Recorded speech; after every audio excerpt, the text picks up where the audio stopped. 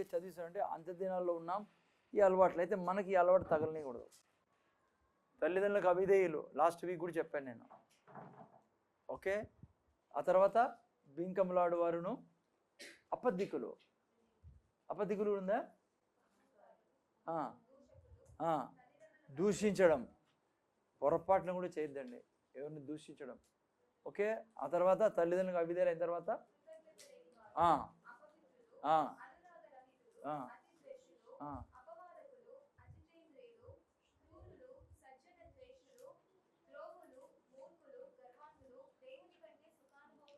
ఇది చాలా డేంజర్.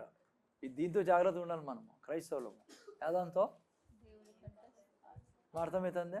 దేవుని కంటే సుఖం అంటే సుఖం ప్రయాట. దేవుడు కూడా మళ్ళీ చూసుకుందాం. సుఖంలో ఎప్పుడు ఉండలేవు నువ్వు. దేవుళ్ళో ఉంటేనే సుఖం. దేవుళ్ళో ఉంటేనే చీకటి ఆత్మలు మనల్ని తాకవు. దేవుళ్ళు ఎంత లోతులో నువ్వు వెళ్తావు, దేవునికి ఎంత దగ్గర ఉంటావో అవి ఎక్కడ సుఖంగా ఉండిసాయి నీకు. చూడండి, గరసీనుల దేశంలో ఏడుండే ఆయన సమాధుల్లో తిరుగుతాండే, రాళ్లతో తన శరీరాన్ని కొట్టుకుంటాండే. పల్లెటూరులో ఆ ఊరంతా సంఖ్యలేసి బిగించినా ఉండేవాడు కాదు. అమ్మా గట్టి గట్టిగా సమాధులు అరుచుకుని తిరిగేవాడు. కానీ ఎప్పుడు సమాధానంగా కూర్చున్నాడంట? ఎప్పుడైతే ఆ దురాత్మల్ని యేసుప్రభు తొలగించాడో బట్టలు వేసుకొని యేసుప్రభు దగ్గర కూర్చున్నాడు. మీరు నేను సంతోషంగా బ్రతకాలండి ఈ సృష్టిలో. ఆయనకు దగ్గర ఉంటేనే ఆయన ఏ చీకటి మన దరిదాపులకి రాదు, ఏ అపవిత్ర ఆత్మలు దరిదాపులు రావు. ఓకే, సో అందుకనే ఈ యొక్క లోకంలో ఎందుకు ఈ మాట నేను చదివిస్తానంటే 91వ కీర్తనకి ఈ యొక్క వాక్యానికి చాలా రిలేషన్ ఉంది పిల్లరా. మీరు నేను 91వ కీర్తనలో మీకు నాకు దేవుడు ఇచ్చిన వాగ్దానాలు అవన్నీ. అందుకని మీరు నేను లోకంలో మాదిరి ఈ వాటి వెనకాల పరిగెత్తాల్సిన అవసరంలా. నేను ఇప్పుడే ఎగ్జాంపుల్ ఇచ్చిన డబ్బు గురించి. డబ్బు డెఫినెట్గా దేవుడు యొక్క బాధ్యత. పుట్టించాడు ఆయన కాబట్టి ఆయన ఈల్సిందే. అంత ధీమాగా ధైర్యంగా అడగచ్చు నువ్వు నేను దేవునికి డబ్బులు. బీదరికంలో లేర్పులో ఎవరు పెట్టాడు ఆయన. కానీ ఇట్లాంటివన్నీ పట్టుకొని మనం అనవసరంగా నష్టపోతాము. డబ్బులు ఏమి ఉండవు మన దగ్గర, ఇబ్బంది పడుతుంటాం. ఓకే, సో ఎనియో అయితే ఇటువంటి భయంకరమైన ప్రజల మధ్య లేకుంటే ఇటువంటి పరిస్థితుల మధ్య ఇటువంటి అలవాట్లతో నిండి ఉన్న లోకంలో మనం ఉన్నాం. అయితే మీరు నేను అది ఇప్పుడే చెప్పినట్లుగా అజ్ఞానులుగా బ్రతికితే ఇవన్నీ మన జీవితంలో బాధలు పెడతాయి. అందుకే ఇటువంటి అంత్యదినాల్లో మనం గట్టిగా పట్టుకోవాలా, దేవుని ఇంకా గట్టిగా పట్టుకోవాలా. అందుకే అంత్యదినాల్లో ఏంది ఉంటుందంట, దేవుని కంటే సుఖముని కోరుకుండే వాళ్ళం. వద్దు, సుఖం ఎప్పటికీ రాదు దేవుడు లేకుంటే. పొద్దున్న లేచి ప్రార్థన చేయండి. చాలామంది లేదు బ్రదర్ ఆ టైంలోనే వచ్చేది మజా నాకు 5 నుంచి 7 వరకు. నాయన ఎవరు చెప్పిరి, మహా అబద్ధం అది ప్రపంచంలో. దేవుడు మనిషిగా వచ్చినప్పుడు ఆయనే పడుకోలేవు తెల్లారుజామున. ఎందుకంటే దినమంతా దయ్యాలని ఏడి దగ్గర రాకుండా ప్రార్థనలో కూర్చున్నాం. ప్రార్థనలోకి వెళ్ళిన తర్వాత దేవుని సన్నిధిలో వాగ్దానాలు చెప్పి ఇది నువ్వు చెప్పావు, ఇది నువ్వు చెప్పావు, ఇది నువ్వు చెప్పావు, దినమంతా నాతో నా భార్య పిల్లలతో ఇవన్నీ చేస్తానందుకు కృతజ్ఞతలు తండ్రి. 23వ కీర్తనలో వాగ్దానాలు దేవుని ఎదుట చెప్పడము, 91వ కీర్తనలోటి, 121వ కీర్తనలోటివి బైబిల్లోని వాగ్దానాలన్నీ తీసి నేను ఆశీర్వాదాన్ని తండ్రి పొద్దున్న లేచి ప్రార్థనలు చేయాల్సిందేంటి? వాగ్దానాలు, వాక్యాన్ని దేవుని దగ్గర పంపిలా. నువ్వు చెప్పావు తండ్రి, నువ్వు నన్ను ఆశీర్వదించావని, నువ్వు చెప్పావు నేను ఆశీర్వాదాన్ని అని. అందుకే ఈ దినం ఎక్కడ ఎవరితో కలుసుకున్నా నేను ఆశీర్వాదంగా ఉందును గాక, వారు నా ద్వారా దీవించబడుదురు గాక, సమస్యల నుంచి బయటకు వచ్చుదురు గాక. చేసి చూడండి, వాగ్దానాలని చెప్పండి. పొద్దున్న లేచి చూడండి దినమంతా ఎట్లుందో నమ్మండి. ఒకరోజు కాలేదా, 2 రోజులు కాలేదా, వాడు శత్రువు ప్రయత్నం చేస్తాడు, ఇంతవరకు లేనిది చేస్తాడు, ఇప్పుడు ఇంకా ఫోర్స్ చేసి నేను ఇవి జరగకుండా చూద్దాము మైండ్లో మాటకి మాట్లాడతా. పొద్దున్న అంటివే నన్ను ఆశీర్వాదం అని చూసివా, ఆడిపోతే అయిపోయి నిన్ను తిడతానాడో, నువ్వు అసలు ఈ సగాలకే రావద్దు అంటాడో, నువ్వు ఆశీర్వాదంగా నువ్వు దరిద్రాన్ని అంటానాడో అని వాడు నీతో మాట్లాడతాడు. కానీ ఇడిచిపెట్టదని దేవుడు అబద్ధం చెప్పడం. దేవుడు చెప్పింది నిజం. నువ్వు ఎప్పుడైతే కంటిన్యూగా వాక్యాన్ని వాగ్దానాలతో పోతా ఉంటావో, రోజు రోజుకి వారమా, 2 నెలల, 3 నెలల అల్టిమేట్లీ నువ్వు ఒక ఆశీర్వాదాన్ని అవుతావు. అందుకే బైబిల్ అంటుంది, నీ నాలుక ద్వారా నువ్వు బంధించబడి ఉన్నావు, అదే నాలుక ద్వారా నువ్వు విడిపించబడి ఉన్నావు అని ఇంకో చోట రాయబడింది. నీతిమంతుడు ఎట్లా విడిపించబడతాడంట? తన నాలుక ద్వారా. ఓకే, సో మీరు నేను పిల్లరా ఆ యొక్క భయంకరమైన దినాల్లో ఉన్నాం. అందుకే దేవుని గట్టిగా పట్టుకునేది సుఖాన్ని కాదు, రాదు నీ దగ్గరికి అది. ఓకే, సో ఏంటి ఇటువంటి స్థితిలో 91వ కీర్తన 1000 సంవత్సరాల క్రితం దేవుడు ఆలోచించి మీకు నాకు ఇచ్చిన వాగ్దానం పిల్లరా. సో 91వ కీర్తనలో మీకు తెలుసు కదా 16 వాక్యాలు ఉన్నాయి. ఓకే, అయితే మీరు నేను చూసినట్లయితే ఈ యొక్క వాక్యాలని, ఈ యొక్క కీర్తన ఎటువంటి కీర్తన అంటే దేవుడు నిన్ను నన్ను నా కుటుంబాన్ని కాపాడుకునే దానికి ఇచ్చిన వాగ్దానాల పట్టిక ఇది 91వ కీర్తన. ఎవరి కోసం ఇది? రక్షింపబడిన వాళ్ళకి మాత్రమే, రక్తంతో కడగబడిన వాళ్ళను, యేసయ్యను ప్రభుగా స్వీకరించిన వాళ్ళను కోసం ఇది. సో ఈ వాగ్దానాలన్నీ మీరు నేను పట్టుకోవాలా కదా. ఈ మధ్య ఒక వీడియో మనందరూ ఈ పాప మోని చూపించింది సండే మనకి. ఆయనది నేను వింటా అంటే ఈరోజు 91 సామ్ని క్లెయిమ్ చేశాడు ఆ వ్యక్తి, 91వ కీర్తనని. అన్నీ కాలిపోయాయి కానీ ఆ యొక్క గృహం మాత్రం కాలి. చూడండి, అంటే 91వ కీర్తన ఈరోజు కూడా పనిచేస్తుంది. ఎప్పుడు కాలేటప్పుడు కాదు, ముందు నుంచే ఆ కీర్తన మీద ఉన్నప్పుడు కాలుదు. అదే చాలామంది ఇల్లు కాదు అడవి నిలబడిన 91కి అన్నో ముందే ఆ యొక్క కీర్తనలు నువ్వు నేను జీవిస్తూ ఉంటే ఏది కూడా మిమ్మల్ని నన్ను కాల్చలేదు పిల్లరా. ఆ వ్యక్తి అదే చెప్పడం జరిగింది. కాలిఫోర్నియాలో ఆ యొక్క డిస్ట్రిక్ట్స్ అన్నీ కాలిపోయాయి. చాలా 2-3 డిస్ట్రిక్ట్స్ చాలా ఎఫెక్ట్ అయినాయి. ఒక డిస్ట్రిక్ట్ అయితే చాలా ఎఫెక్ట్ అయింది. అక్కడ ఈ వ్యక్తి యొక్క ఇల్లు కాలిపోలేదు.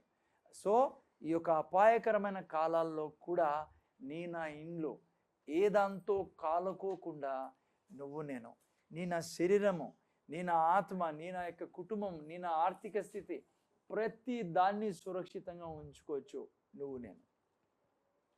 ఓకే, సో ఈ కీర్తనలో మరి మీకు ఆల్రెడీ లాస్ట్ వీక్ కూడా నేను చాలాసార్లు చెప్పేది. దేవుని వాగ్దానాలన్నీ బాగా అర్థం చేసుకున్నాను. ఆటోమేటిక్గా నీ జీవితంలో నెరవేర్చబడవు. 8000 వాగ్దానాలు ఉన్నాయి. ఎవరి జీవితంలో వాగ్దానాలు నెరవేర్చబడతాయంటే ఎవరైతే ఈ వాగ్దానాన్ని నమ్మి నోటితో ఒప్పుకుంటారో. నేను చాలాసార్లు చెప్పా, ఈవెన్ రక్షణ కూడా ఎట్లా వచ్చింది మీకు నాకు? ఊరికే యేసయ్య నాకు తెలిసి నేను విన్నాను కదా, చాలా మంచివాడు ఆయన, రొట్టెలు పెంచినాడు, కళ్ళు ఇచ్చినాడు. నేను విన్నాను సార్. మీ యేసుప్రభు గురించి ఎవరు చెప్పరు? అందరూ చెప్తారు. ఇప్పుడు ప్రపంచంలో బయటికి పోతే ఎవరికి తెలియంది లేదు యేసుప్రభు గురించి. ఆయన ఒక మహానుభావుడు, మంచోడని.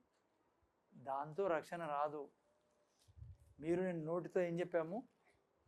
ఆయనే ప్రభువు, ఆయన దేవుడు పంపించిన దేవుని కుమారుడు, నా కొరకు ఆయన చనిపోయి పాతిపెట్టబడి 3వ దినమున తిరిగి లేచాడు. నేను ఈ సండే ఇంకా కృప గురించి నేర్చుకునేటప్పుడు బాగా క్లియర్ అవుతుంది మీకు ఎవరు యేసుప్రభు అనేది. నెక్స్ట్ సండే నేను బాగా క్లారిటీగా చెప్తా ఎందుకు రక్షింపడ్డాం మనం. అయితే అది అక్కడితో ఆగిపోదు. నాయనా వింటున్నారా? కంటిన్యూగా వాగ్దానాలని మీరు క్లెయిమ్ చేస్తూ ఉండాలి. కంటిన్యూగా వాగ్దానాలు క్లెయిమ్ చేస్తూ ఉంటే ఆ 8000 వాగ్దానాలని అనుక్షణం మీరు నేను అనుభవిస్తాం. ఆటోమేటిక్గా వచ్చి పడింటే అపోస్తుల పౌలులాగా మనం ఉండేవాళ్ళం ఇప్పుడు. లేకుంటే దావీదులా ఉండాల్సింది మన లైఫ్. లేదంటే మోషేలా అద్భుతాలు చేయాల్సింది మనం. ఎందుకు సమానంగా లేదు అందరి జీవితాల్లో ఆ యొక్క దేవుని పని కానీ ఆ యొక్క ఆశీర్వాదాలు కానీ ఎందుకు సమానంగా లేవంటే ఎవరైతే ఆ వాగ్దానం మీద నిలబడి అది నాది అని దాని కొరకు పోరాడతారో వాళ్ళు అనుభవిస్తారు. అది అర్థమవుతుందా? అందుకే బైబిల్లో విశ్వాస వీరుల అధ్యాయమే ఉంది. రేహాబు ఎటువంటి అపవిత్రమైన జీవితమైన నిలబడింది ఆమె. దేవుడు యెహోవా దేవుడే నిజమైన దేవుడు అని. రూత్ అంటుంది, నీ దేవుడే నా దేవుడు, నువ్వు నన్ను ఆ దేవుడి నుంచి దూరం పరచకు. ఎట్లా తయారైంది రూత్ చెప్పండి? ఈ రోజు కూడా మనము ఆమె ఎవరో తెలియదు మనకి, ముఖం కూడా తెలియదు ఆమెది. ఆమె పుట్టిండేది మోయాబు దేశంలో. అమ్మ లోతు వంశము, అర్థమైందా? లోతు పిల్లల వంశం, అది లోతు వంశం కాదు, వాళ్ళ పిల్లల వలన వచ్చిన వంశము అమ్మోనీయులు మోయాబీయులు. మనం పేరు పెట్టుకున్నాం ఈడ. బాప్తిజం నాకు ఎవరన్నా అడిగితే ఆడోళ్ళు ఏం పేరు పెడతాం, వచ్చేది రూతే. ఆమె అర్థమవుతుందా? ఎవరు ఆమె, ఎక్కడ, ఏమో తెలుసా నీకు? లేదు సార్. కానీ చూడండి ఎంత ఆయన అటువంటి దేవుడు ప్లేరా. ఈరోజు కూడా అటువంటి దేవుడే ఆయన, నిన్న నేరుడు రేపు ఏకరీతిగా ఉండే దేవుడు, గుర్తుపెట్టుకోండి. అయితే ఆటోమేటిక్గా ఏది జరగదు మీ నా జీవితంలో, ఎందుకంటే విశ్వాసం ద్వారానే మనం వాగ్దానాల్ని స్వతంత్రించుకుంటామని బైబిల్ సెలవిస్తాను. సో అందుకని ఈ యొక్క 91వ కీర్తన మీ నా జీవితంలో జరగాలి అంటే మీ నా భాగం ఉండాలి దాంట్లో. మీ నా భాగం ఏంలా, ఆ యొక్క కీర్తన ఏం చెప్తాందో దాంట్లో జీవించడమే. ఓకే, సో మొదటి యొక్క వాక్యం మనం చూసుకున్నప్పుడు ఏం రాయబడిందిమా? మీరు చూస్తే 91వ కీర్తన, మహోన్నతిని చాటున. చాలు సిస్టర్, ఫస్ట్ ఈ వాక్యం చూసుకుందాం. మీరు చూస్తే మహోన్నతుని చాటున నివసించడము, నిన్న వారం కొద్దిగా చెప్పాను మీకు నేను, చాలా స్ట్రాంగ్ వర్డ్ ఇది. దీన్ని హీబ్రూలో యషబ్, దాన్ని ఏమంటారు? యషబ్ అనే పదం నుంచి, హీబ్రూ పదం ఇది. దీంట్లో నుంచి తీయబడిన ఈ పదానికి ఒక 3-4 అర్థాలు ఉన్నాయి, 4 అర్థాలు ఉన్నాయి. ఏంటంటే ప్లరా, ఫస్ట్ది యషబ్ అనగా నివసించడం. మనము అంటాం కదా రిమైనింగ్, లేకుంటే లాడ్జింగ్, ఆ తర్వాత రెసిడెన్స్. ఈ పదానికి అర్థం యషబ్ అంటే ఫస్ట్ మీనింగ్ ఇది. అంటే దీని ఆపోజిట్ ఏంటి? దేవుడిని ఎవరన్నా విజిటర్గా చేసుకున్నారనుకోండి మీరు దేవుణ్ణి, వాళ్ళకి 91వ కీర్తన కష్టం జరగడం జీవితంలో, వాళ్ళ జీవితంలో కష్టం. క్రైస్తవ దేవుని బిడ్డలే వాళ్ళు. ఎందుకంటే దేవుని నువ్వు టూరిస్ట్ ప్లేస్గా చేసుకున్నావు అనుకో, దేవుని ఎదుతో విజిటింగ్ ప్లేస్గా చేసుకున్నావు అనుకో, వాళ్ళకు ఇది వర్తించదు, ఇది వాళ్ళ జీవితంలో పనిచేయదు. నేనా సుశాంగ్ వింటానావా? వాళ్ళ జీవితంలో పనిచేయదు. ఎవరి జీవితంలో? ఎవరి జీవితంలో సుశాంగ్? ఏది? అందుకే నాకు తెలుసు నువ్వు క్రాఫ్ట్ సరి చేసుకుంటానో, అక్కడ చూస్తానో రామకృష్ణ ఎట్లా కూర్చున్నాడు, వాళ్ళు ఎవరు కూర్చున్నాడు. ఇదే విజిటర్ అంటే. ఎవరి జీవితంలో పనిచేయదంటే దేవుణ్ణి ఒక విజిటింగ్ ప్లేస్గా చేసుకునే వాళ్ళని, హోటల్గా చేసుకునే వాళ్ళని. మీరు నేను ఏదైనా ఊరికి వెళ్తే హోటల్కి వెళ్తాం, ఆడు ఉంటామా? 2 రోజులు 3 రోజులు ఉంటాం. విజిటింగ్ ప్లేస్ అది, టూరిస్ట్ ప్లేస్ అది. కానీ మీకు చెప్తున్నా, చాలామంది క్రైస్తవులు దేవుణ్ణి టూరిస్ట్ ప్లేస్గా చేసుకున్నారు. కష్టం వచ్చినప్పుడు పోయేదో, ఏదో అవసరం ఉన్నప్పుడు పోయేదో.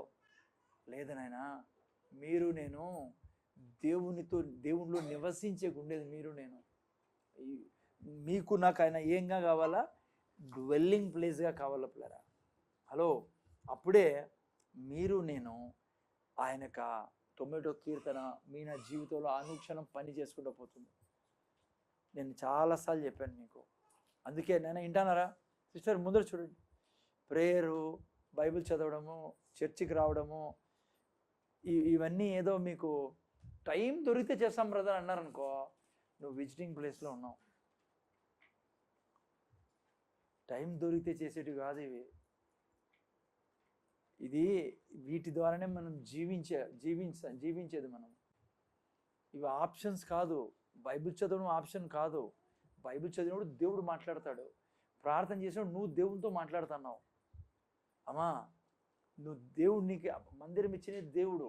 క్లియర్గా బైబిల్లో రాయబడింది ఏమంటే, ఆయన వెళ్ళేటప్పుడు మందిరాన్ని స్థాపించి, తన చర్చిని స్థాపించి వెళ్ళాడు. మనుషులు స్థాపించినది కాదు ఇది. ఏదో 10 మంది కూడుకొని ఓ పని చేద్దామా, సండే కూడుకుందామా మనము అని, అది కాదు ఇది. దేవుడు ఆరంభించింది ఇది. దేవునికి ఏదో టైం దొరికితే ఇస్తామంటే అది భక్తే కాదు. దేవుని కొరకు టైం తీయలను, అప్పుడే నువ్వు ఆయనతో నివసించే స్థితిలో ఉంటావు. లేదంటే అది విజిటింగ్ లైఫ్ అయిపోతుంది. నీ లైఫ్లో ఈ యొక్క 91వ కీర్తన మహిమతో అద్భుతంతో నిండిన కీర్తన. ఆ ఇల్లు అన్నీ కాలిపోయినాయి. తన యొక్క ఇల్లు కాలిపోలే. ఎవరైతే ఆ యొక్క 91వ కీర్తన మీద ఆధారపడి బ్రతికాడో. మీరు నేను అంగీకరించిన తర్వాత కొలస్సీ 3:3 ప్రకారం చూడండి, మీరు నేను ఆయనలో నివసిస్తున్నాం ప్రేరా. ఎవరన్నా యోహాను సువార్త 15 కూడా తీసి పెట్టండి.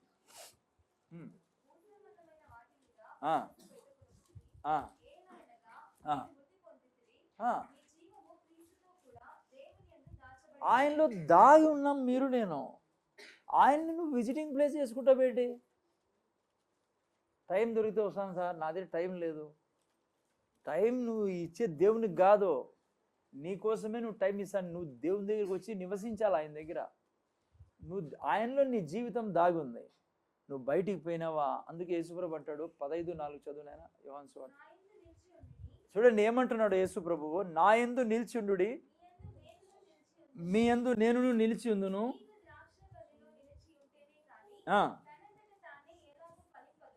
చూసారా తీగ అమ్మా, యేసుప్రభు ఇక్కడ ఆప్షన్ పెట్టడంలే. నా యందు మీరు ఉండండి, లేకుంటే పర్లేదు నేను మీ యందు ఉంటాను. లేదంటే మీరు ఉంటారో లేదో కానీ నేను మాత్రమే. నో నో నో నో, నా యందు మీరును, మీ యందు నేనును జీవించి ఉండాలా. అప్పుడే ఏం కాదంటమ్మా, చదువు అక్కడ 4వ వాక్యం మళ్ళీ ఇంకోసారి.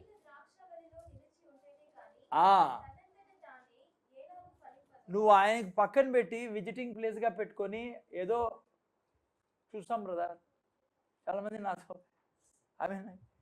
చూసాము, లేదంటే పడుకోండి, లేదంటే నిద్ర వస్తాండే, ఏదో ఆయన్ని ఎట్లా అనుకుంటు, దేవుని ఎట్లా అనుకుంటుంటే ఏదో ఆప్షన్ ఆయన. ఆడేమని రాయబడింది సార్, నీ అంతగా నువ్వు ఎప్పుడు ఫలించలేవు. చదువు నేను అదే.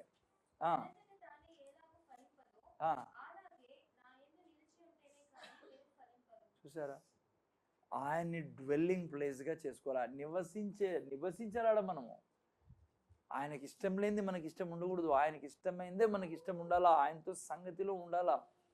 ఎంత లాభం ఉంటుందంటే, నీకు బంగారు తెచ్చిలేదు ఈ ప్రపంచంలో, భర్త వేయలేడు, భార్య వేయలేదు. నేను అందులో మీ పిల్లలు కూడా వేయలేరు. ఆయన ఇచ్చే సుఖం, ఆయన ఇచ్చే తృప్తి, అదంతే పిల్లల సృష్టి విధానం ఇది. అందుకే యేసుప్రభు అంటాడు, మీరు ద్రాక్షవల్లి తీగను, నా యందు మీరు, మీ యందు నేను ఉంటేనే, మీరు వేరే ఉండి ఫలించలేరు. లాస్ట్లో రాస్తాడు, మీరు అగ్నిలో కాల్చడానికి పనికొస్తారు. అందుకే నా మాట వినండి.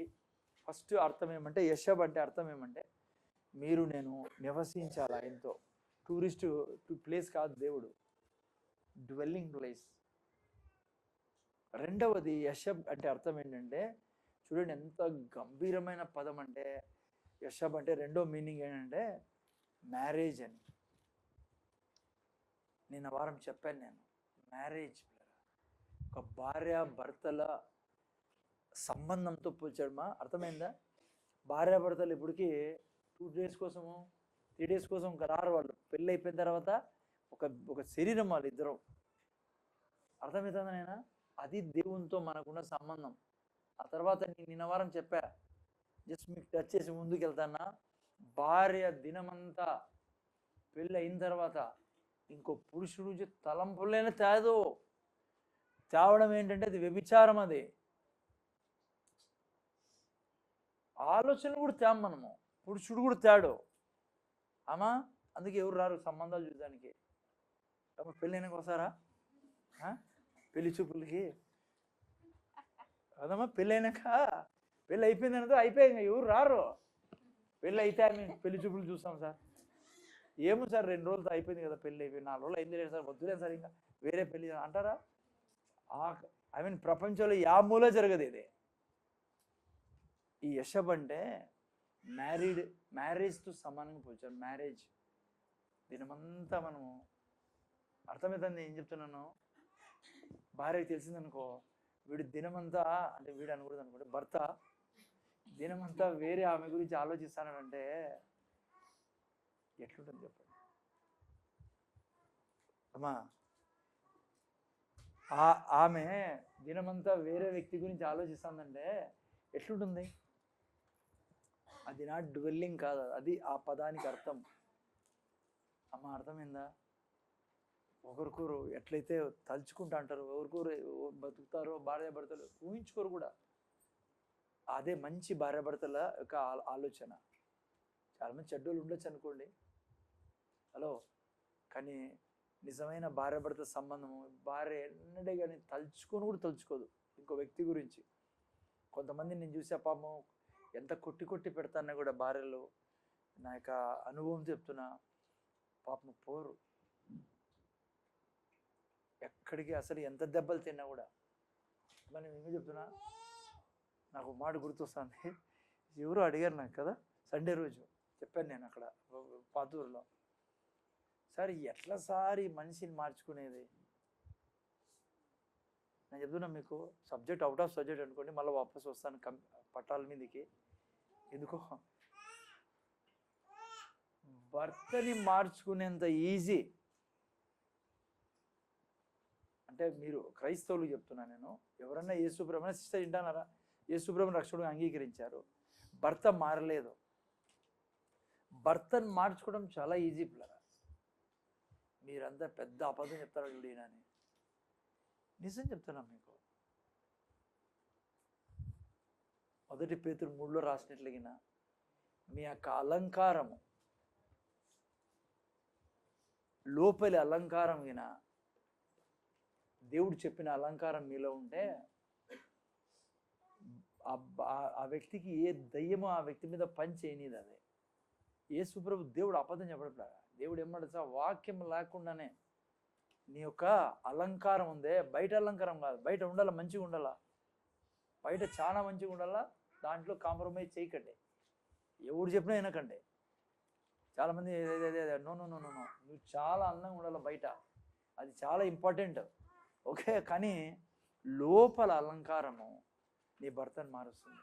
నిన్న వారం నేను చెప్పాను, ఇప్పుడు టైం లేదు దాంట్లోకి పోయేకి, ఎందుకంటే నా దేవుడు ఏం చెప్పాడు తెలుసా, నువ్వు లోపల అలంకారం బాగుంటే, ఏంటి లోపల అలంకారము, సాధువుగా ఉంటే, నువ్వు లోపల అంటే ఏంటంటే, నువ్వు దయ, ప్రేమ, కనికరము, జాలి. నేను చెప్పాను నేను ఆ సండే, నువ్వు భర్త ముందర ఇంకొకరికి చెడు చేస్తానావు అనుకో, నేను వాళ్ళకి చెప్పాను, నేను పురుషుడిగా చెప్తాను, మీకు కూడా చెప్తాను వినండి, నువ్వు భర్త ముందర ఇంకో వ్యక్తి గురించి చెడ్డ మాట్లాడుతూ ఉంటే, నువ్వు అనుకోవచ్చు నా భర్త శ్రద్ధ గిట్టానాడు, పాస్ అయిపోతానని.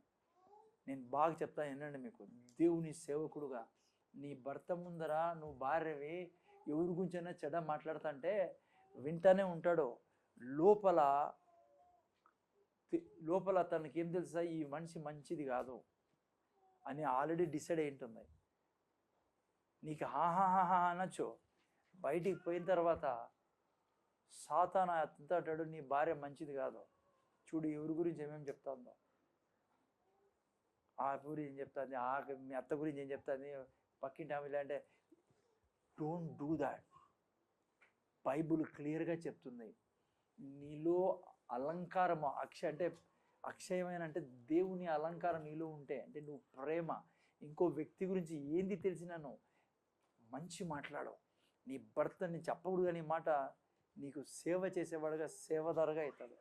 వాక్యం చెప్తున్నాను నేను మీకు. అందుకే యేసు అక్కడ ఏం రాబడిందంటే, అటువలే స్త్రీలారా నీ స్వపురుషులకు లోబడి. ఎటువలే పైన ఒక ఆయన ఉన్నాడు, ఎవరు, యేసు ప్రభు. అందుకే ఎవరి గురించి చెడు మాట్లాడేవాడు కాదు. నేను ఎందుకు చెప్తున్నాను సార్, అక్కడ సండే చెప్పా, చాలామంది భార్యాభర్తల మధ్య ప్రేమ లేదు. నేను చెప్తున్నా మీకు ఎందుకో, నువ్వు నీ భర్త దగ్గర నంబర్ 1 నీ ఇష్యూ చెప్తాను ఏనండి, నువ్వు ఎవరి గురించి అయినా చెడు చెప్తా ఉంటే ఇన్నెట్లే ఉంటుంది బిడ్డ, నువ్వే విలన్ అయిపోయేది లోపల, నీకు తెలియకుండానే నువ్వు అంటే ఒక చెడ్డ, నువ్వు అదేగిన దయ, ప్రేమ, కనికరం అంటే ఇంకొకరి గురించి మేలు మాట్లాడినావు అనుకో, ఇంకొకరి గురించి దీవెనలు మాట్లాడినావు అనుకో, నీ భర్త తెలుసు, నీ భర్తకి వాళ్ళు ఎట్లా వాళ్ళు, కానీ నువ్వు దీవిస్తూ ఉంటావే, నువ్వు మేలే మాట్లాడుతూ ఉంటావే, నెగిటివ్ మాట్లాడకుండా బ్లెస్ చేస్తూ ఉంటావే, నిన్ను చేతులు ఎత్తి మొక్కుతాడు. బైబిల్ చెప్తున్నా మీకు, బైబిల్ ఉంటుంది, అటువలే స్త్రీలారా మీరు వాక్యం లేకుండానే మీ భర్తను రాబట్టచ్చు. ఎప్పుడు నీలో అక్షయ అలంకారం ఉండే. ఏంటి అక్షయ అలంకారం అంటే ఆ 9 ఫలాలు ఉన్నాయి. దయ, ప్రేమ, కనికరం, జాలి. నేను చెప్తున్నా మీకు బిడ్డలు నా కూతురు లాంటి వాళ్ళు మీలో. నా అనుభవంతో నేను దేవుని దగ్గర కూర్చొని నేను నేర్చుకొని చెప్తున్నా మీకు. ఒక్క మాట కూడా ఎవ్వరి గురించి నీ భర్త ముందర మాట్లాడద్దు. ఎప్పుడైనా నీ భర్తతో ఏ చర్చ వచ్చినా జస్ట్ స్పీక్ బ్లెస్సింగ్స్. ఎందుకంటే నువ్వు చెడ్డ మాట్లాడి ఎవరిని ఏం మార్చలేదు లేదు. ఈరోజు మీ భర్త మీకు తెలియదు బయటకు పోయిన తర్వాత ఒకడే కూర్చొని అనుకో, ఏది ఈ మనిషి అసలుకి చాలా దుర్మార్గురాలు, చూడు వాళ్ళ గురించి ఏమేమి మాట్లాడుతున్నావు. అప్పుడు ఊరికే ఉంటాడు, తాళం కూడా వేస్తాడు నీతో. బయటికి పోయినాక ఆ తర్వాత అది ఆ లోపల పోయింది ఇత్తనం, అదే గబ్బులు వేసిపోతుంది జీవితం మీది. మీ ఇద్దరు సంతోషంగా లేదు. మేము ఇద్దరు అనుభవం చెప్తున్నాం. మేము ఈ మెత్తడు నాకు అనుభవం చెప్తున్నాం. మేము ఎవరి గురించి అట్లా మాట్లాడము. నాకు ఇది నేర్చుకున్నప్పటి నుంచి మాట్లాడిన కూడా నేను ఏది కూడా. అందుకే ఆ గౌరవం వేరే ఉండదు. అది బంగారు తేదు, లిప్స్టిక్ తేదు. అది అర్థమైనా, తప్పుగా అనుకోద్దండి. లిప్స్టిక్ తేదు, హెయిర్ బ్రో తేదు, పెయింట్ వేసుకున్నా రాదు. అది ఏంటి ఐబ్రో, ఏదో నేను హెయిర్ బ్రో అన్నానా, ఏదో బ్రో అనుకోండి, అది రాదు. నేను చాలా కౌన్సిలింగ్ నేను చెప్పి ఆ రోజు చాలా బాగుండే, నాకు చాలా మంచిగా చెప్పాను వాళ్ళకి. నా దేవుడు నీ దేవుడు ఏమన్నా తెలుసా, నీ భర్తను లాక్కోవచ్చును. నిన్ను చెప్పకూడదు ఈ మాట, నిన్ను పూజించేవాడుగా చేసుకోవచ్చు నీ భర్తని. ఏ విధంగా? నువ్వు అనుకుంటావు ఇట్లా దోశ ఇట్లా వేస్తా పూజిస్తాడండి. జీవితం గబ్బులు చెప్పుకుంటాం. దీనికి రైట్ పోకండి. ఇది జీవవృక్షం. ఎప్పుడు కూడా నీ నోట్లో భర్త ఎదుట, పిల్లలు ఎదుట కూడా. నేను చెప్తున్నా, మీ పిల్లలు చాలామంది అంటారు పిల్లలు చూసుకోరని.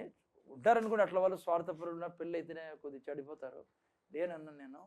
But I want to tell you one thing. నీ పిల్లలు దేవుడిని తర్వాత నీకు గౌరవించాలండి ఈ సృష్టిలో. మీ పిల్లల ఎదుట కూడా, ముందర చూడండి నేను, నీ పిల్లల ఎదుట కూడా స్వార్థంగా కనపడద్దు. ఖచ్చితంగా కుళ్ళుగా ఇతరుల గురించి, లేదంటే బంధువుల గురించి, ముఖ్యంగా అత్తమామల గురించో ఇంకోరి గురించి నో. ఏం మారుస్తావు నువ్వు ఇతరుల గురించి చెడుగా మాట్లాడి నాకు చెప్పు. ఏం మార్చినా పోనీ ఇన్నేళ్ళలో. ఎందుకు దేవుని పద్ధతి పట్టుకో. అందుకనే బైబిల్లో పేతురు స్టార్ట్ చేస్తూ అంటే, అటువలే స్త్రీలారా మీ స్వపురుషు లోపల ఎటువలే. యేసయ్య జీవితం రాశాడు పైన 2వ అధ్యాయంలో. యేసయ్య ఏం చేశాడు తెలుసా?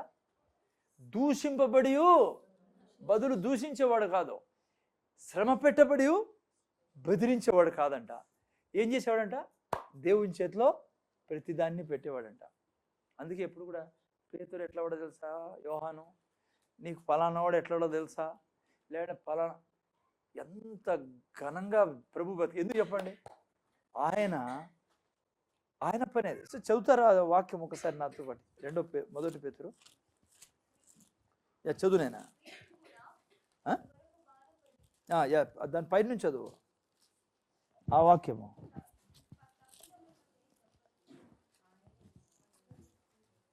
మొదటి పేతురు 2వ అధ్యాయం. 2 పేతురు 2వ అధ్యాయం. మొదటి పేతురు 2వ అధ్యాయం. సారీ, చూడండి 19వ వాక్యం చదువు నేను. ఎవడైనాను అన్యాయంగా శ్రమ పొందుచు దేవుని గురించిన మనస్సాక్షి కలిగి, చూసారా, అన్యాయంగా దుఃఖం సహించినడలా అది హితమగును.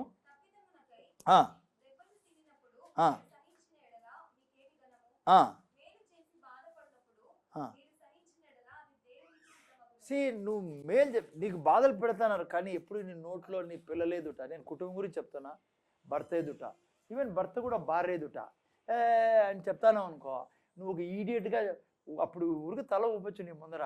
నువ్వు అట్లా పోయినాక ఈ దుర్మార్గుడు దొరికినా నాకు భర్త అనుకుంటారు వాళ్ళు. దేవుడు అబద్ధం చెప్పడం.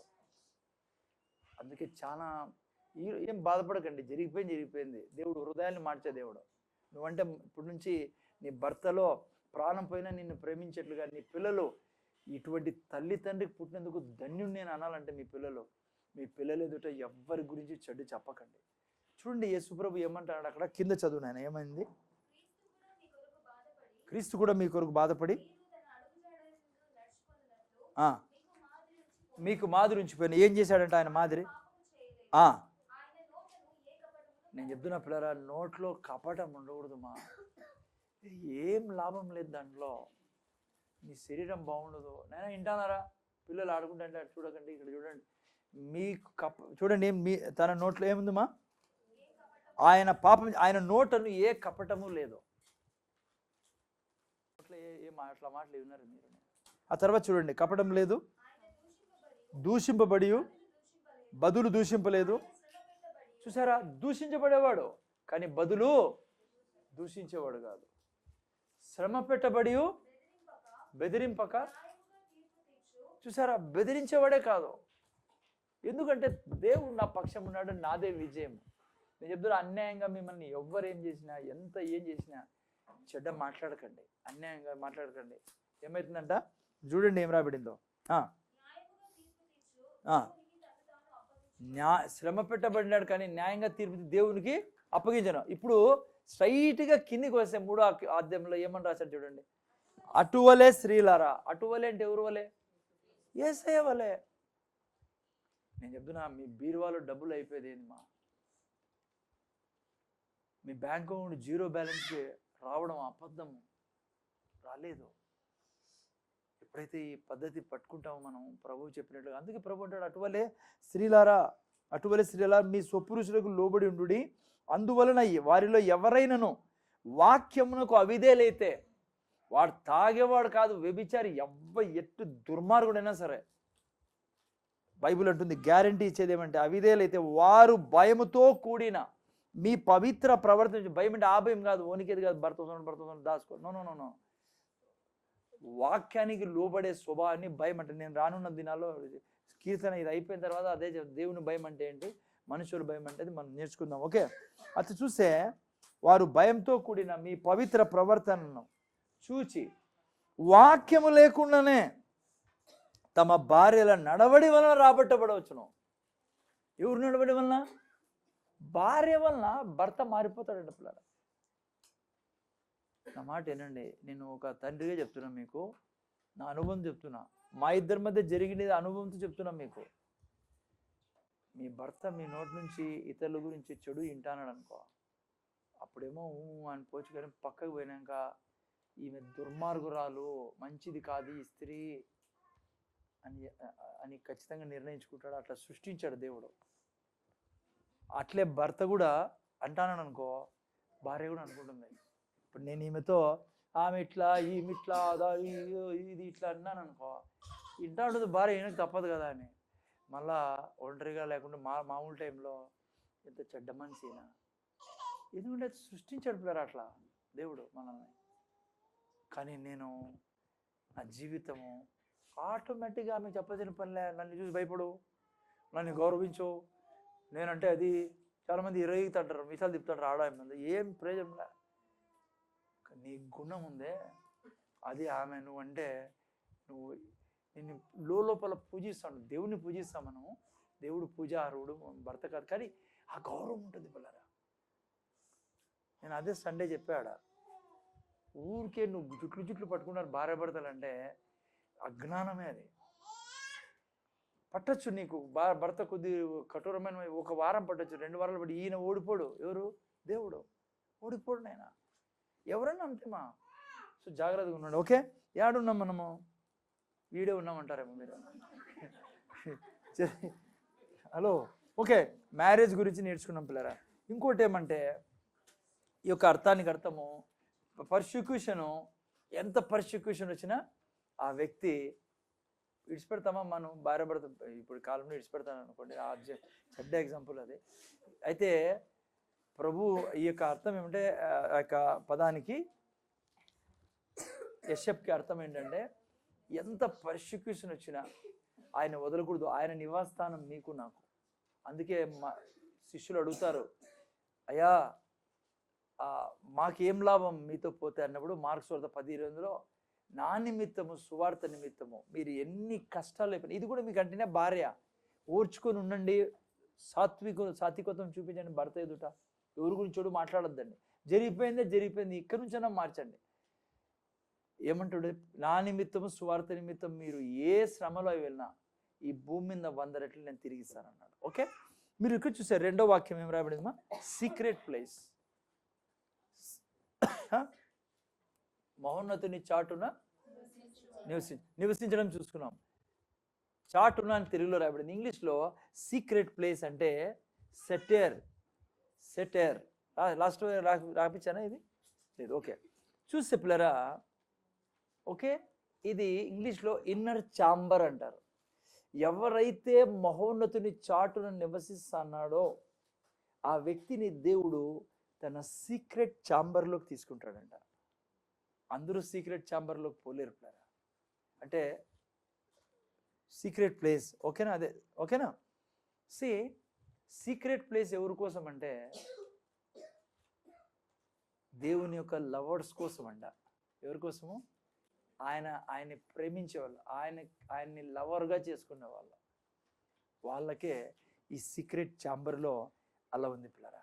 ఎందుకంటే ఆ స్థలం ఎటువంటిదంటే, చదవండి, అది ఆ వ్యక్తికి క్రిస్టియన్సే, మనం అందరూ ప్రభు బిడ్డలమే, కానీ సీక్రెట్ ప్లేస్లో ప్రవేశించాలంటే నువ్వు ఫస్ట్ ఆయన్ని డ్వెల్లింగ్ ప్లేస్గా మార్చుకోవాలా. అప్పుడే నిన్ను తన సీక్రెట్ ప్లేస్లోకి తీసుకెళ్తాడు ఆయన. ఏంటి సీక్రెట్ ప్లేస్? బైబిల్లో చాలా వాక్యాలు ఉన్నాయి. కీర్తన 25:14 చూడండి. 25:14.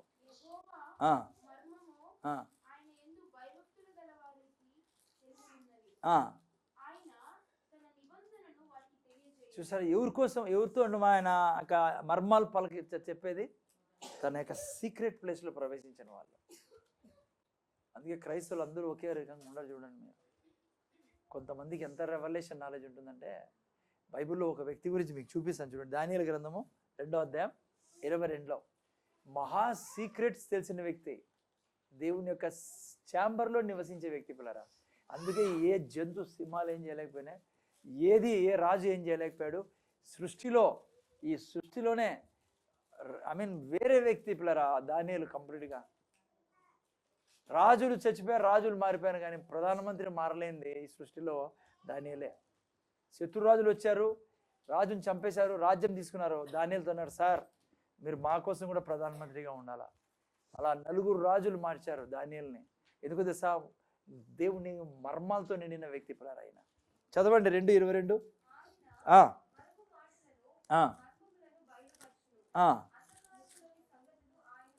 ఎవరికి?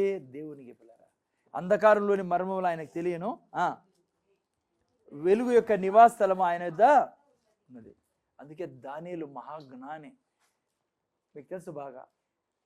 సృష్టిలో ఎప్పుడన్నా కళకు అర్థం చెప్పేవాళ్ళు ఎవరైనా చూసారా బైబిల్లో తప్పించి?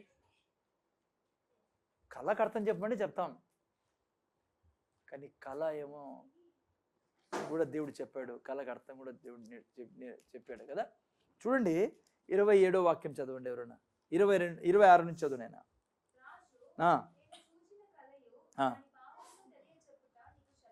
చూసారా, నేను కలగన్నాను, ఆ కళను కళ భావం చెప్పుడు నీకు సఖ్యమా?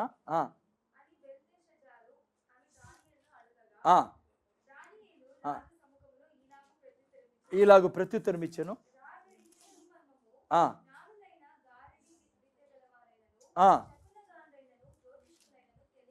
చూసారా, దానియేలు అంటాడు, అయ్యా ఇది శకునగాండ్రు కానీ గారడి వాళ్ళు కానీ జ్యోతిష్యులు కానీ ఇది చెప్పలేరు.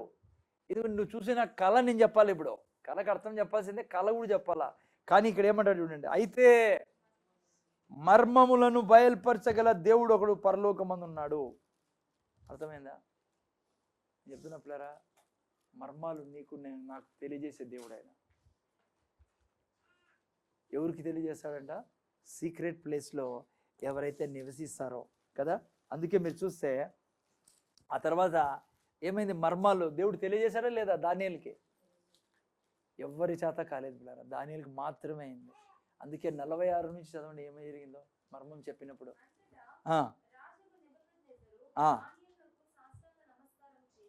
మీరు నెబుకద్నెజరు చరిత్ర చదివితే నెబుకద్నెజరు ఎప్పుడు తల ఉంచినోడు కాదు.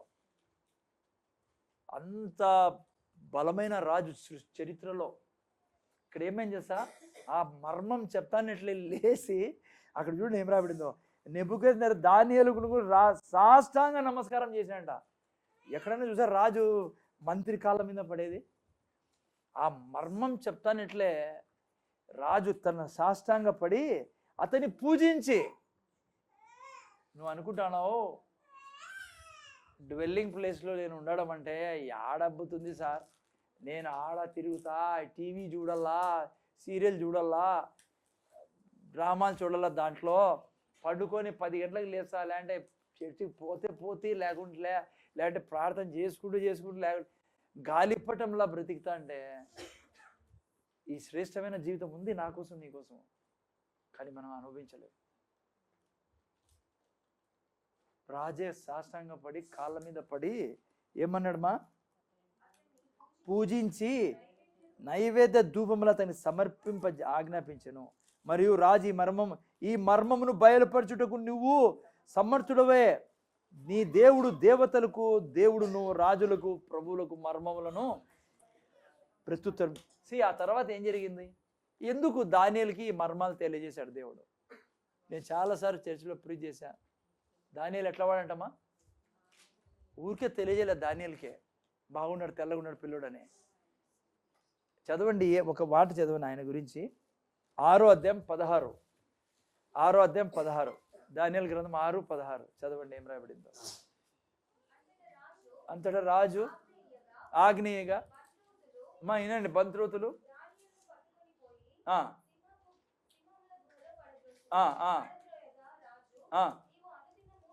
మెల్లికి చదవాలి, ఇక్కడే పాయింట్.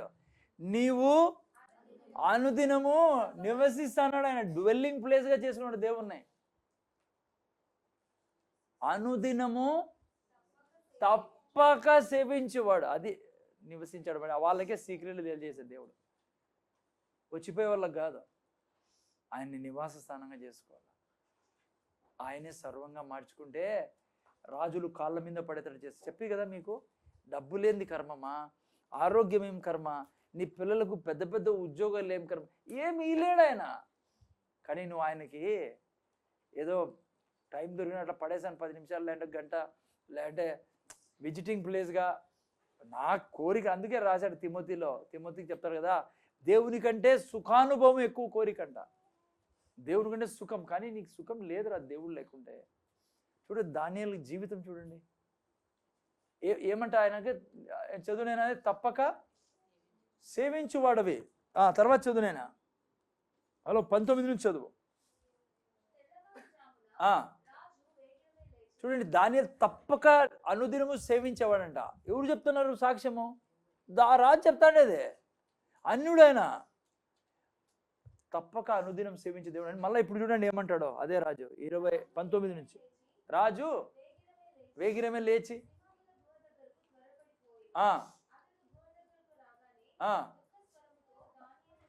దానియేలు పిలిచి,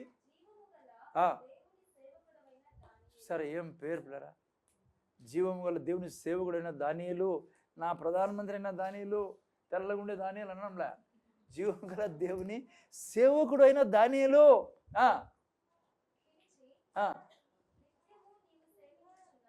చూసారా, నిత్యము నీవు సేవించుచున్నా నీ దేవుడు నిన్ను రక్షింపగలిగిన. అది పదం పిల్లరా. ఎప్పుడు? నిత్యము. అమ్మా ఏంటి అది? నిత్యం నాయన. నిత్యము నువ్వు సేవించే దేవుడు. ఎక్కడుంది నాయన ఆనందం ప్రపంచంలో? దేవుడు సన్యాసుల మీద ఉండమనలా, ఉద్యోగం చేయాలా, భార్య పిల్లలు ఉన్నారు, తినాలా, తాగాల. కానీ అనుక్షణం ఇప్పుడు నేను చెప్తే కదా ఉదాహరణ, అందుకే అదే పని మ్యారేజ్ తీసుకొచ్చింది. అది ఈ వ్యక్తికి తెలుసు, ఈ స్త్రీకి తెలుసు, నా భర్త ఉన్నాడు, నా భర్త ఎప్పటికీ ఊహల్లో కూడా రానిది ఇంకో పురుషుడు గురించి. భర్తకు తెలుసు నేను వివాహమైన నా భార్య నాకు సర్వం. అట్లనే దేవుడు దినమంతా కూడా నాకు దేవుడు ఉన్నాడు, నా ప్రభు నా ప్రభుకి ఇష్టం లేదు ఇదే, నాకు ఆయనకి ఇష్టం లేదు ఇదే. నేను అబద్ధం చెప్పను, జోక్గా కూడా అబద్ధం చెప్పకూడదు. నేను కామెడీకి కూడా చెప్పకూడదు. ఎందుకు అబద్ధం చెప్తున్నావు తెలుసా నువ్వు? ఎందుకంటే నీకు నమ్మకం లేదు ఆయన నిన్ను ఆ యొక్క పని చేసి పెడతాడని. అది నిత్యము నివసించడం అంటే, నిత్యము సేవించడం అంటే. ఏం తెలియజేస్తాడంట? మర్మాలు తెలియజేస్తాడు. యేసు ప్రభు దగ్గర కూడా 12 మంది ఉన్నారు, ముగ్గురే తీసుకెళ్ళేవాడు. ముగ్గురికి ఏం చెప్పేవాడు? తన సీక్రెట్స్ అని చెప్పేవాడు. అదే దేవుడు మనిషిగా వచ్చినాక చూపించాడు. ఎందుకు క్లోజ్గా ఉండేవాళ్ళు? పేతురు, యాకోబు, యోహాన్. యోహాన్ రొమ్మును ఆనుకునేవాడు, పేతురు కాసుకొని ఉండేవాడు. అందుకే యేసుప్రభుని చేసుకునే చెవు తెగ్గొట్టాడు సైనికుంది. సో పిల్లరా, ఒక అర్థమైందా? సి, ఒక రకంగా ఇన్నర్ చేంబర్ అంటే, ఇప్పుడు ఉదాహరణకు అనుకోండి, మన ఇంట్లో ఎవరైనా వచ్చారు, ఏడకొచ్చి పెడతాం మనము? బెడ్రూమ్లోకి ఎవరిని తీసుకెళ్తాము? క్లోజ్గా ఉండే ఫ్యామిలీస్నే కదా. అర్థమైందా మీ ఏం చెప్తానన్నా? క్లోజ్గా ఉండే. దేవుడు కూడా అట్లా పడే పిల్లరా. నువ్వు నీ హృదయాన్ని చూస్తాడు ఆయన. నువ్వు దినమంతా ఎలా ఉన్నావు? నువ్వు ఆయనతో నిత్యము దానిలాగా ఉన్నావా? నీకు ఇన్నర్ చేంబర్లో తీసుకెళ్లే దేవుడు ఆయన. నేను చెప్తున్నా బిడ్డ, మనమందరూ ఇది ప్రాక్టీస్ చేయాలి. అందుకే దేవుడు మన సంఘానికి ఇచ్చింది. నేను చెప్తున్నా నీకు, రేపు ఏం జరుగుతుందో నీకు చెప్పే దేవుడు ఆయన.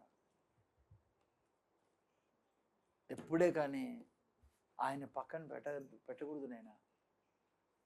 ఎప్పుడు కూడా సమస్యల నుంచి బయట పడలేం మనం. ఓకే, మీరు చూస్తే మూడోది, హలో మోస్ట్ హై. జస్ట్ మీకు తొందర ముగిసి, మోస్ట్ హై ఈ తెలుగులో ఏమైనా పడింది నాయన?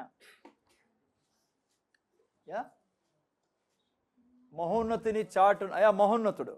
యా, స్టార్టింగ్ మహోన్నతుడు. ఇంగ్లీష్లో మోస్ట్ హై. దీన్ని హిబ్రూ బైబిల్లో మీరు చూస్తే ఎల్యోన్ అని రాయబడి ఉంటుంది. అలా ఏంది? ఎల్యోన్ అంటే టాప్ కింగ్ అని దానికి అర్థం. ఏమర్థము? Top king. ఎవరున్నారు కింగ్స్ ఇప్పుడు ప్రపంచంలో? సౌదీ అరేబియా కింగ్ ఉన్నాడు, కువైత్ కింగ్ ఉన్నాడు కదా, యుఏఈ కింగ్స్. చూసారా ఎట్లుంటారో వాళ్ళు నీతో రహస్యాలు పంచుకోవాలంటే ఎట్లా పంచుకుంటారా వాళ్ళు? ఎవరితో పంచుకుంటారు వాళ్ళు? ఎల్యోన్ అంటే అర్థం ఇది. నువ్వు సర్ఫేస్ లెవెల్ రిలేషన్లో ఉంటే, సర్ఫేస్ లెవెల్ అంటే తెలుసా? తెలుగులో ఏమంటే సర్ఫేస్ లెవెల్, పైపైన. అదేనా సర్ఫేస్? పైపైన, లోతైన కాదు, ఇన్ డెప్త్ రిలేషన్ కాదని. వాళ్ళు ఎందుకు? రాజులు ఎవరితో పంచుకుంటారు సీక్రెట్స్? క్లోజ్గా ఉండేవాళ్ళు ప్లాన్, ఇన్ డెప్త్ రిలేషన్స్ ఉండాలా. దేవుడు కూడా నీతో నాతో కోరుకునేది ఏమంటే సర్ఫేస్ లెవెల్ రిలేషన్స్ కోరుకోడు. రాజు ఆయన, రాజులకు రాజు, నీతో ఇంటిమేట్ రిలేషన్షిప్ కోరుకుంటాడు రా.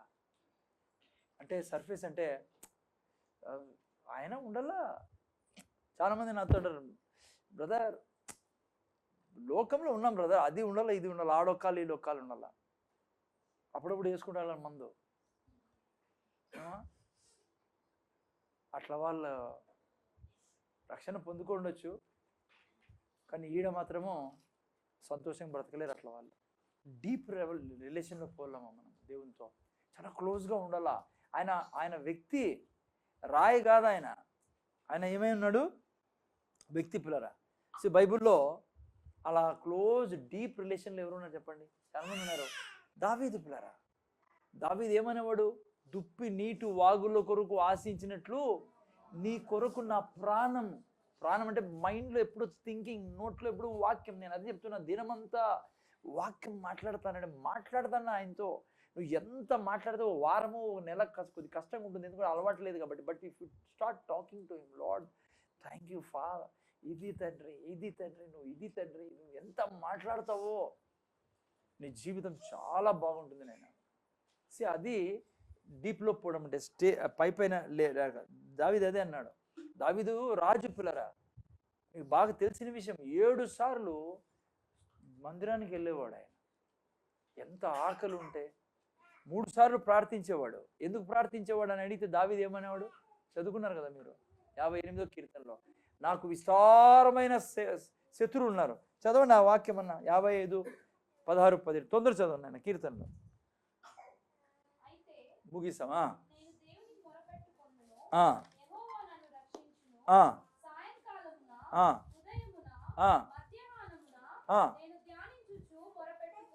ఏం ధ్యానించడం చెప్పగా తెలిసి ధ్యానించడం అంటే ఏంటి? వాక్యం చెప్పడం, దేవుని ఎదుట కూర్చొని ఆయన మహిమపరచడము, వాగ్దానాలు చెప్పడము, 3 పూట్ల ధ్యానించేవాడంట. ఆ తర్వాత ఏం జరిగింది? చూసారా, నా శత్రువులు అనేకులే ఉన్నారు, అయినను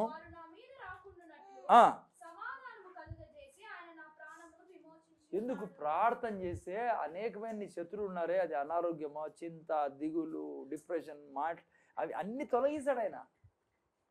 నువ్వు ప్రార్థనలో వాగ్దానాలు తీసుకుని చాలా మెడిటేట్ చేయాలని ముందర కూర్చొని, ఎంత మంచి దేవుడు స్వామి, నాకు నీ నీతినిస్తువే, నీ పరిశుద్ధతనిస్తువే, నీలాగా నన్ను చేసుకుంటే కదా తండ్రి, నాలాగా నువ్వు అయిపోయి యేసయ్యా. ఎంత మంచిగా ఉంటుందంటే పిల్లరా మెడిటేషన్, ప్రార్థన చేసుకుంటే దేవుని సన్నిధిలో.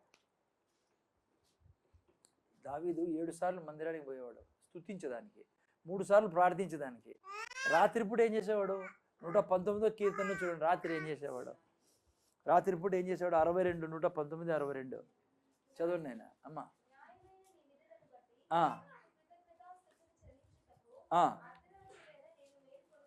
చూసారా అమ్మా, అర్ధరాత్రి మేలుకొని ఏం చేశాడంట? స్తుతించేవాడంట. రేపు వారం నేను సండే చెప్తాను దావీదు ఒక సీక్రెట్, ఎందుకు స్తుతించేవాడు. మీకు అనుకోవచ్చు సార్ ఎట్లా స్తుతిస్తారు సార్ ఆయన, అదేదో రాజు అయిన తర్వాత కాదు స్తుతించింది ఆయన, స్టార్టింగ్ నుంచి అదే. ఎందుకంటే ఒకటి ఉంది బైబిల్లో, రహస్యం దావీదుకి తెలిసిపోయింది, అందువల్ల స్తుతించేవాడు. ఓకే, దావీదు అనుక్షణం దేవుని స్తుతించేవాడు. చాలామంది దేవుని దగ్గరికి వస్తారు, కష్టాల్లో వస్తారు, జాబ్ ఇప్పిస్తాడు దేవుడు, వ్యాపారం దీవిస్తాడు, పెళ్లి చేస్తాడు, అది అయిపోతారంటే గుడ్ బాయ్ బాబాయ్ అని వెళ్ళిపోతారు దేవునికి. ఏమ్మా ఈ మధ్య రావంటే ఉద్యోగం అంకోల్, మీకు తెలుదా ఉద్యోగం నాది, అది ఏందో తెలుసా పిల్లరా, పైపైన సంబంధం నీది. దావీదు అట్లా వాడు కాదు. దావీదు ట్రిలియనీర్ ఆయన. ఏమంటాడు తెలుసా, మీరు బైబిల్ చదవండి, 29లో మొదటి దినవృత్తాంత 29:12 అంటాడు. ఒక మాట చదివి ముగిస్తామా? 29:12 చదవండి ఎవరన్నా. మొదటి దినవృత్తాంతాలు 29:12. చూసారా, మనోళ్ళు జాబు నా వలన కలిగిందని దేవుని విడిచిపెడతాడు. ఎవరి వలన ఐశ్వర్యం కలిగిండేది? ఐశ్వర్యమును గొప్పతనమును. దావీదు అందుకే 24 గంటలు కరుచుకొని ఉండేవాడు. నా దగ్గర ఐశ్వర్యం ఉందన్నా, గొప్పతనం ఉందన్నా, నీ వలన కలిగిన అదో చదువునేనా.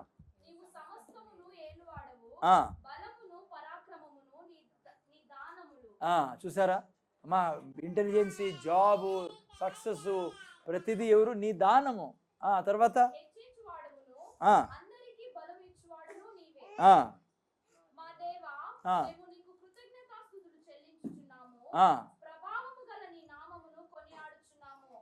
ఈ ప్రకారము మనఃపూర్వకంగా ఇచ్చు సామర్థ్యము మాకుండుటకు నేనెంత మాత్రపు వాడను. 14 అయిపోయిందమ్మా, 14 చదువు. నా జనులు ఎంత మాత్రపు వారు, సమస్తమును నీ వలనే.